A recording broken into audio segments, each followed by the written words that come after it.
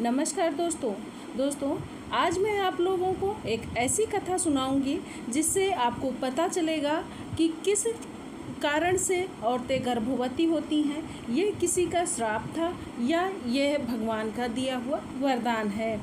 चलिए शुरू करते हैं कथा। दोस्तों, एक बार की बात है जब राधा रानी श्री कृष्ण के साथ जल विहार कर रही थीं, तब श्री राधा रानी के मन में एक प्रश्न आया और उन्होंने श्री कृष्ण से कहा, हे प्रभु, मेरे मन में कई दिनों से एक प्रश्न बार बार आ रहा है।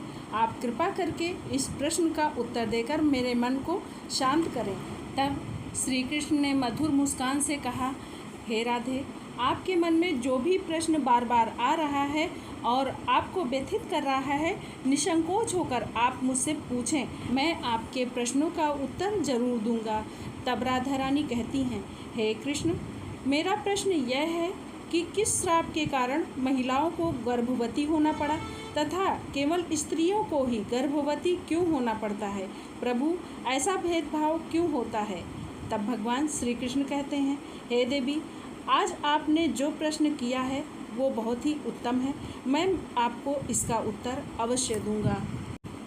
कृष्ण कहते हैं, हे राधे, मैं आपको एक कथा सुनाता हूँ। इसे सुनकर आपको आपके प्रश्नों का उत्तर मिल जाएगा। हे देवी राधा, इस कथा का वर्णन महर्षि वाल्मीकि जी की रामायण के उत्तर कांड में किया गया है, जहाँ पर महर्षि अगस्त्य प्रभु श्री राम को इस कथा को सुनाते हैं। कृष्ण जी कहते हैं, हे राधा, यह सतयुग काल की बात है जब परमपिता ब्रह्मा जी के मानस पुत्र, जो कि ब्रह्मा जी के कान से उत्पन्न हुए माने जाते हैं, महर्षि पुलस्त्य सुमेरु पर्वत के सबसे ऊंचे बिंदु पर स्थित आश्रम में घोर तपस्या कर रहे थे। उस समय ऋषि को घोर तपस्या करते देखकर अनेक ऋषि गंधर्व कन्याएं विचलित होने लगी और ऋषि पुलस्त्य के पास जाकर उनकी तपस्या में बाधा डालने लगी। तब ऋषि पुलस्त्य ने सभी कन्याओं को श्राप दे दिया कि आज के बाद जो भी स्त्री उनके सामने आएगी, उनकी नज़र पड़ते ही वो स्त्री गर्भवती हो जाएगी।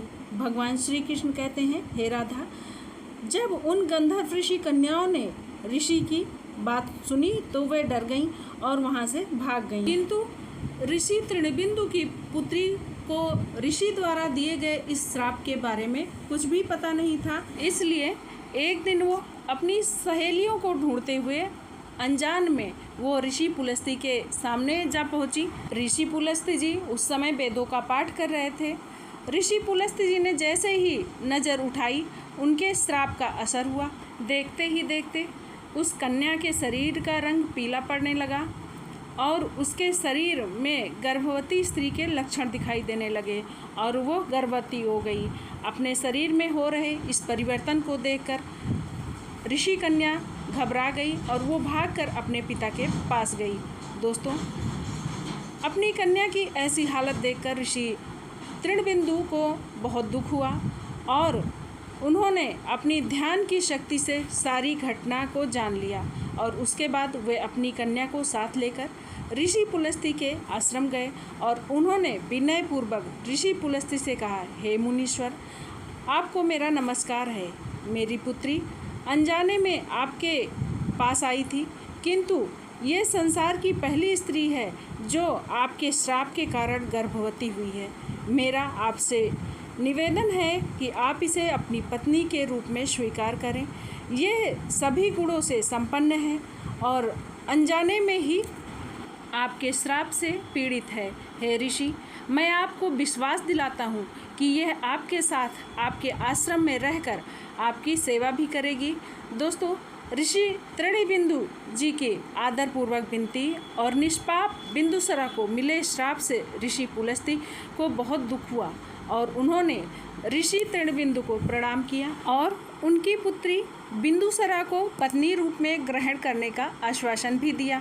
फिर ऋषि पुलस्त्य ने उस कन्या को अपनी पत्नी के रूप में स्वीकार कर लिया, जिसके बाद वो कन्या ऋषि पुलस्त्य के साथ रहने लगी और दिन रात ऋषि की सेवा करने लगी। बिंदुसरा की सेवा भाव से खुश होकर एक दिन ऋषि पुलस्त्य ने बिंदुसरा से कहा, हे देवी, मैं तुम्हारी सेवा से बहुत प्रसन्न हूँ, इसलिए मैं तुम्हें अपने समान ज्ञानी पुत्र को प्राप्त करने का तुम्हें वर देता हूँ। जिस समय तुम मेरे सामने आई थी उस समय मैं वेदों का पाठ कर रहा था और तुमने वेदों का श्रवण किया था, इसलिए तुम्हारा पुत्र वेदों का ज्ञान देने वाला विश्वा के नाम से जाना जाएगा। आगे श्री कृष्ण कहते हैं, हे राधे, आगे चलकर विश्वा भी अपने पिता के समान ही बड़े तपस्वी ऋषि हुए, जो आगे चलकर विश्वामित्र के नाम से प्रसिद्ध हुए। ऋषि विश्वामित्र के तपस्वी रूप को देखकर ऋषि भारद्वाज बहुत प्रसन्न हुए, इसलिए उन्होंने अपनी बड़ी कन्या का विवाह उनसे कर दिया।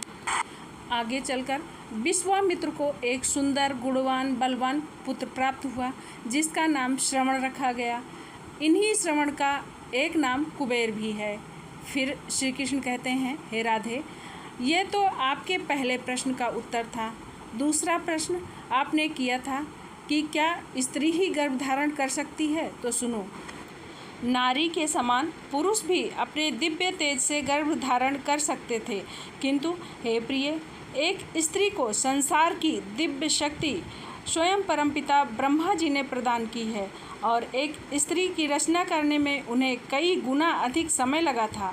ब्रह्मा जी ने स्त्री को बहुत ही शक्तिशाली बनाया है, इसलिए नारी को ये श्राप रूपी वरदान प्राप्त है कि वो इस सृष्टि का निर्माण ब्रह्मा जी के बाद स्वयं कर सकती है।